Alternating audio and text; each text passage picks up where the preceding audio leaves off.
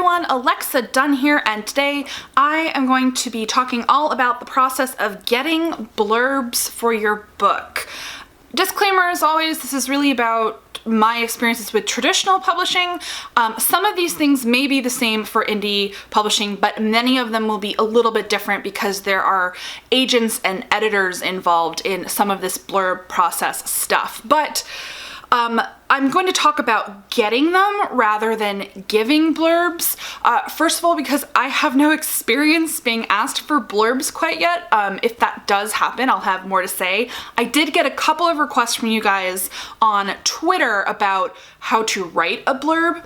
Totally different ballgame, really different things are involved. So I will plan a separate video for that, especially once I have some actual experience. And even if I don't get any relevant experience soon, I will, I'll compile my thoughts and I will make a video on that. But this is about getting blurbs. So first of all, what is a blurb? So a book blurb is when you get an author or popular personality who's relevant to your book, but it's usually an author, a more established author who is either a bestseller or a big name in your genre or industry, or just someone who has, a really big following, like readers like them a lot and trust their opinion, and you get them to read your book and then in like a short little sentence or two, like essentially endorse your book. And then your publisher takes your blurbs and they print it on your cover. It's essentially a form of advertising, of saying, oh, this author liked this book, so maybe you will too. So to give you just a quick example, so this is my book, Brightly Burning, and I was lucky enough to get a fantastic blurb from Ellie Blake, who is the New York Times bestselling author of the Frost Blood series. So I'll just kind of read you her blurb so you kind of get a sense. Donne's brooding and swoony update of the cherished classic Jane Eyre will keep you up late into the night. So it's like a little advertising endorsement that went on the cover of my ARCs. So now we're going to talk about getting blurbs. So first off, I'm going to tell you, it is a maddening process, and it can be so frustrating, and I seriously have to, I've told it to her many times, but thank you so much, Ellie, for blurbing my book. You made my day. You made me so pleased because, blurbs. So first of all, do they matter? Yes and no. So it's kind of this weird nebulous thing. I'll tell you that there is a general school of thought that I don't disagree with, which is that the average reader doesn't care. They barely notice when there is something on a book from a famous author saying that they liked it. But there's another school of thought that they do matter because they kind of give you a bit of, the endorsement can give you prestige among more people in the book community rather than the average reader. So meaning that bloggers might take notice, or librarians, book buyers, etc. So there are different schools of thought on it. And the thing is, getting blurbs can be an incredibly painful and frustrating process because you basically have to reach out to a bunch of different authors, hope that they're interested in reading, that they have time to read, that then they read the book and actually like it and feel comfortable saying nice things about your book. And it's kind of this nebulous process where it's all about timing and luck, and it can be really, really tough. So how does it actually work? And I'm sorry for being kind of nebulous myself and talking about it. That's because I've just gone through this process myself. It was very emotional, and even when you tell yourself that blurbs don't matter, it's really easy to kind of get sucked in emotionally to the process. So I should stop teasing you. What is the process? Okay, so first of all, it could be 9 months to a year out from your book or less than that. In my case, since I was being crashed, meaning my book is coming out really, really fast between my sale and coming out, I started this conversation almost immediately after selling because I felt a bit behind the 8 ball. But you have a conversation with your editor, often your agent, if your agent likes to be involved in those sorts of things. In my case, I did discuss my blurb list with my agent first. We kind of fine-tuned it, and then we shared it with my editor. And that is, you're going to create a wish list of all of the people that you would love to have read your book, who you think might like it, and who of course would make your day if they loved it and endorsed your book and gave you a blurb. You want to have kind of shoot for the stars reaches. So these are going to be like big names. They are the best sellers. They're kind of the leaders in your genre / in the industry. So, you know, if you write a YA fantasy, it would be like a superstar of YA fantasy. You want to have a couple of those options, and then you want to have kind of earthbound options. So that's solid, excellent authors. They might be bestsellers, they might not be, but they're usually, you know, maybe a bit newer in their career, meaning they're less likely to have a million deadlines to juggle and a ton of blurb requests. And so these are just like solid, awesome authors who could really just kind of give you a boost of, I read this book and it was not terrible. So you want to have a mix of kind of the reaches and the, oh, I'm using college terminology here, reaches and matches, right? And then you develop a strategy with your agent and your editor in terms of how you're going to reach out to these authors. So this is where, like, you know, a path diverges in the wood. This is where experiences can vary widely. I'll tell you, in some cases, your publisher / editor and your agent will expect you to do all of the work. They're going to ask you to reach out to all of these authors, and it is terrifying. It is scary and weird, and you basically have to write an email that says, hi, you don't know me, but maybe they do know you. Maybe you have a connection and that's why you're reaching out. You know, I have a book coming out. You know, I know it's a big ask, but would you be interested in reading it? And if you are able or have the time, providing a blurb. And oh, it's like asking someone to prom, and you are terrified that they are going to reject you. And the thing about having to reach out for the blurbs yourself, it's scary, and a lot of times you might not hear back. You might just never get a response back from someone, or you might get a polite decline because they don't have time, or they agree to read your book and, you know, you get their details and you have your publisher send them either an early bound manuscript or an ARC if you already have ARCs. Or you divide and conquer. You decide, okay, editor, can you reach out to XYZ person, especially if they have connections, like if that author has been published by your same imprint or worked with your editor before. Same with your agent. Your agent will really reach out to the agents who represent those authors. I personally, you know, think it's best and ideal when agents and editors do these reach outs, because it is so awkward for an author to do the reach out themselves, and of course for the authors themselves to then have to maybe say no to that author. It's way better and more ideal to use the intermediaries of publishing professionals who can do this for you. So I will say, authors, I'm going to empower you.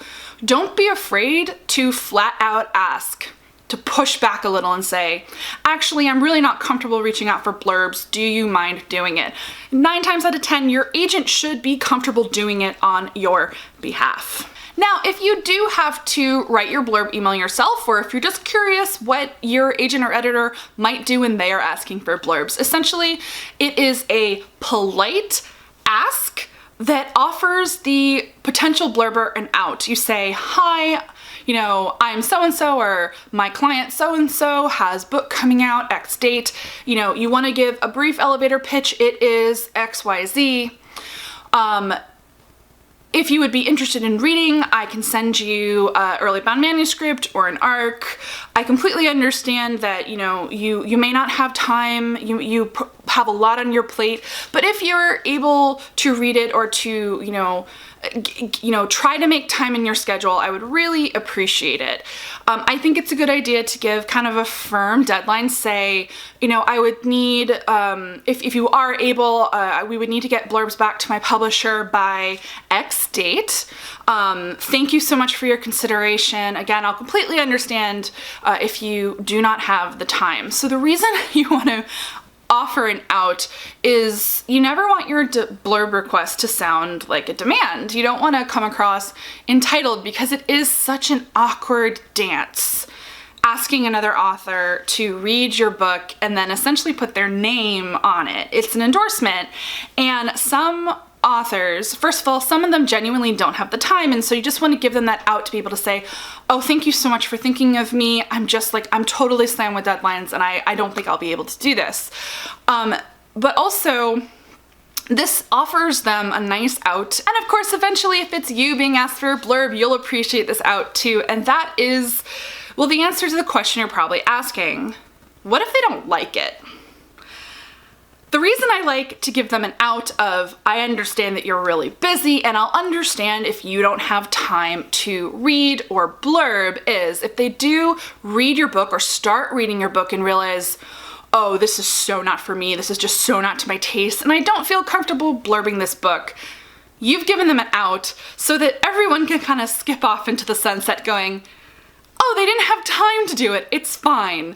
And you can live in this beautiful author delusion space, but in a good way, a good delusion of they didn't dislike my book, they just didn't have time. And I think that that makes everyone happier in the end, having that out. Whether you're asking or whether your agent or your editor is asking, because it's actually, I'd say 90% of the time, if someone says that they don't have time, they're telling the truth. They don't have time. Authors, especially established authors, are very, very busy. So that's just kind of my advice. And also, it's just polite not to be kind of demanding and to not give an author an out. So that's just my advice when you are composing that blurb, or, you know, the FYI to you that that's probably how your agent and your editor will approach it as well. It's always going to be open-ended because it is a request and not a demand. All right, so that was like sticky end number 1 of blurbs. What if they don't like it? So I'm going to talk about sticky end 2, which is, what if no one has time to blurb your book? Specifically, what if you run through that list and everyone says no? This is completely normal. It happens, and I know that right now you're hyperventilating. You're like, why do we have to do this? It's just something that we all attempt to do, but this is again where it boils down to, do blurbs really matter? And yes and no, because I'll tell you, there are books, and you know, this is insider info, and I, as always, will never give you specifics, but there are books that got really good blurbs, like A-list author blurbs, and then the sales were just okay, meaning a superstar blurb isn't going to make you a runaway bestseller hit. And in that sense, the book that gets the A-list author blurb versus the one that doesn't, often it makes no difference whatsoever. So meaning, if you're out there in blurb requesting land and everyone is saying no, and you feel really crappy about yourself and your book, that nobody loves you, it actually really doesn't matter. It feels like it matters, but it doesn't matter. And it's really dangerous to play the comparison game, because you are inevitably going to know someone who got like your dream blurb, or you're gonna know someone who got a blurb from someone who said they didn't have time to blurb for you. It happens. It's rarely personal, because the other secret I'm gonna let you in on here is very, very often blurbs that are successfully received, it's all about connections. It's all about who you know in the industry, who your agent knows in the industry, and who your editor knows, meaning relationships. Very, very often, authors will get splashy blurbs because they share an agent with that author, or their editor edited that author's book, or they're a personal friend. So it's all about relationships. You know, full disclosure, I mean, if you've watched this channel or if you follow me on Twitter, you probably know this already. Ellie Blake is my longtime critique partner. So the blurb that is on my arc comes from a very, very close friend of mine. Ellie has been with me since the first draft of Brightly Burning, so she's read it more than once, and she has been my cheerleader from day one. And so when I needed a blurb, I went to Ellie first, and I am so grateful that she made the time to read and blurb my book. So don't think that I'm too fancy because, you know, Ellie blurbed my book. There's a relationship there. And just so letting you know that when you do see some of these mega blurbs on books, there are usually relationships there. And so don't feel bad about yourself if you don't have those relationships. Ask your agent or your editor, or ultimately, honestly, if you don't have any fancy blurbs, it really, really does not matter. So at the end of the day, my advice is to put together that list, work with your agent and your editor, to request blurbs, but keep your expectations nice and low. Even when you have relationships with people, that doesn't mean that they are going to have the time to read for you. Publishing is a fraught and mad little corner of the universe. As slow as everything is in publishing, there's always a deadline. So never take it personally if someone isn't able to blurb for you. Don't freak out if you don't get a ton of fancy blurbs or any blurbs. And if you do get amazing blurbs, be thankful, be grateful, say thank you, but also don't get too, don't fluff yourself up too much, because ultimately blurbs don't sell books. So that is getting blurbs in a nutshell. I hope I have both illuminated some, insider information on how blurbs work, but also reassured you that they don't mean as much as you think they mean. As always, leave any questions or comments down below. I would appreciate a thumbs up on this video if you liked it. It lets me know that you want to hear more like insider information. None of these things are actually secrets, but insider information about how things really work in publishing. As always, everyone, thank you so much for watching, and happy writing.